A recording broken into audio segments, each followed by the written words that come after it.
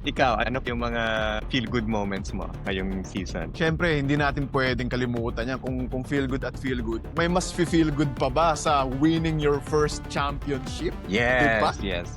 Ang tagal mong inaasam, ang tagal mong hinihintay, yung mga tao gusto kang matalo kontra sa'yo lahat. Ang daming naysayers, ang daming haters and bashers. Tapos, sa huli, ikaw ang nakatayo. Woo! Lando Norris, your 2025 World Champion. Kung ikaw si Zac Brown, ano yung radio message na pwede mong sabihin kay Lando Norris? Bumawi tayo. Sige. Kung ako si Zac Brown.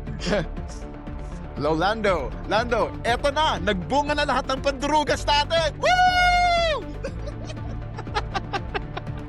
Ikaw na talaga. Hindi na nila mababawi ito. Kahit ano sabihin nila, iuwi mo na, itakbo na natin tong trophy mo para hindi na mabawi.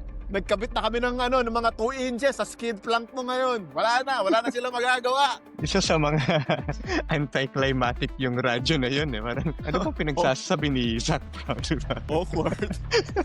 World Champion Hotline. Hindi man lang gaya nung ginawa ni Christian Horner, di ba? Yung first championship ni Max Verstappen. Max Verstappen, you are the world champion! Yes. The world champion! Nakakatindig balahibo eh. Si Zac Brown, hello Lando, is this the championship hotline? Pero ibalik natin, feel good moment to Pero ibalik natin kay Lando. Pasensya na, napunta kami kay Zac Brown eh. Pero kay Lando tayo. Sige, ano masabi mo paring Dax? Championship ni Lando. Sarap nun. Yes.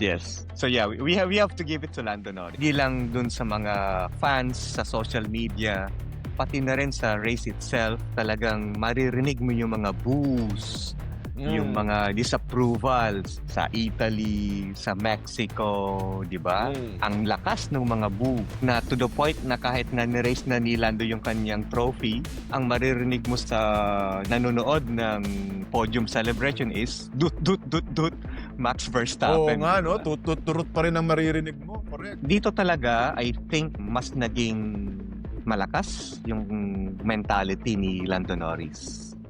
Despite of all the negativity, criticism, yung mga noises, especially sa papaya rules, Correct. he was able to talagang push himself na i-ignore yun lahat, keep his head down, and focus on the championship. And that's why I think talagang Lando Norris.